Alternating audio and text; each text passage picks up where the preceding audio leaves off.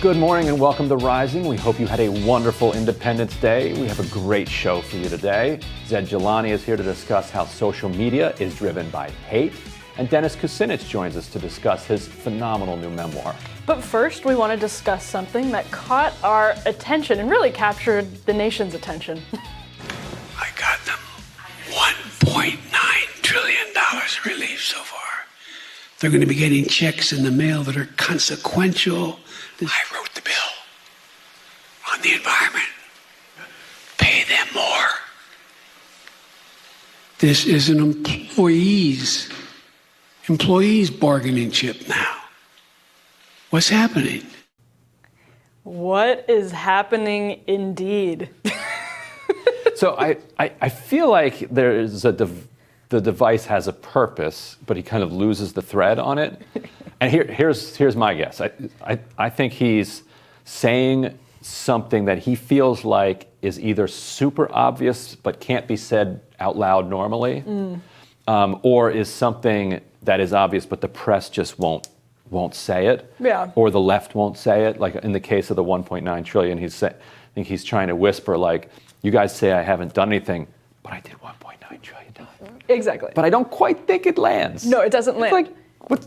I think you're doing a remarkable job of sort of putting yourself in the mindset of Joe Biden, and it concerns me a little bit, right, to be honest, because I think that probably is how he justified it personally. But I just don't see how this is like actually coming out of his mouth in that way. He's the president of the United States. And when some people are like, well, Trump's out of the White House now, politics aren't as funny. That's hilarious. Like I cannot not laugh at it. Like on the one hand, it's bizarre, and it does actually concern me that he's probably like not all there. Joe Biden's always been kind of a a wild card. Mm-hmm. Like he kind of has always been theatrical and a wild card, and he's sort of like always tries to have fun and joke around. That's not new to the persona of Joe Biden. But the way that some of this stuff has started to land, as you say, to borrow your word, it's so bad. And it's very different, I think, even from the Biden blunders of the past, in that it just seems wildly inappropriate and weird. And again, those aren't totally out of character for him, but it's on another level when you're whispering that creepily into the microphone and like leaning over with the crazy eyes. It's just not right. It does suggest that he's not terribly worried about the senility criticism. That's a good point. Because if he were, he probably would try to resist looking senile. You think? But I mean, on the other hand, maybe he thinks it's landing. And so he has been a United States senator, elected at 29, sworn in at 30. So he has been surrounded by people throughout Delaware and throughout Washington who might be reluctant to tell him that his joke's not landing. Well, do you think this is something that Biden gets away with only because he comes in the wake of Donald Trump, who said things that were like obviously more bizarre and unorthodox than any president in modern American history, recent American history? We've had some bizarre presidents, but this was, I think, admittedly on another level when you come from an entertainment background as the host of The Celebrity Apprentice, which was a fantastic show, by the way. But do you think Biden then is sort of, because he's right on the end of the Trump administration, if he had come after, let's say, President Obama, do you think the press would be covering things like this more? Because we were promised a new normal, right? Like we were promised, Joe Biden, we just can't wait for President Joe Biden to come because there won't be any crazy tweets. Right. And that's what's going to happen. And here we're getting this. Maybe, but I don't really pine for that era of press coverage. He wore a tan suit. Let's talk about this for a couple of days. Kind of coverage, or even. We still have that, though.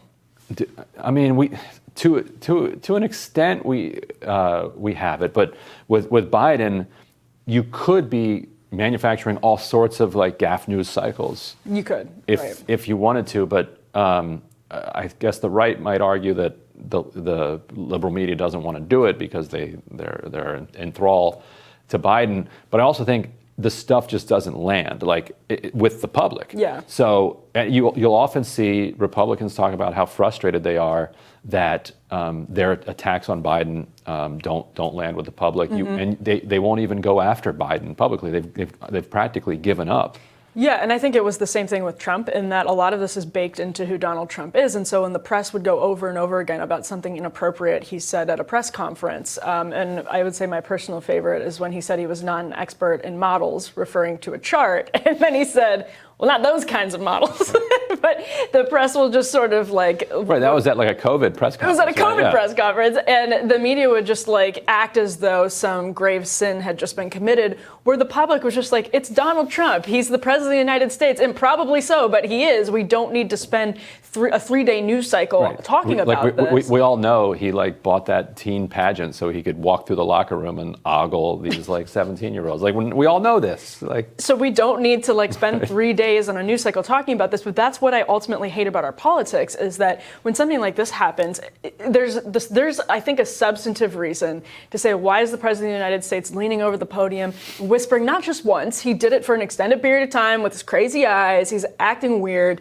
I think there's a reason to have a substantive discussion about that, maybe not at like some great proportion, but we can talk about it. But what happens is instead we get caught up in these stupid meta discussions about what would have happened if this and what would have happened if that. And some of them are totally valid, right? Like I think it's a great point that the media has a double standard, but it is such an incredible distraction from the substance at the end of the day that it's basically political discourse is now impossibly bogged down by whataboutism and other distractions.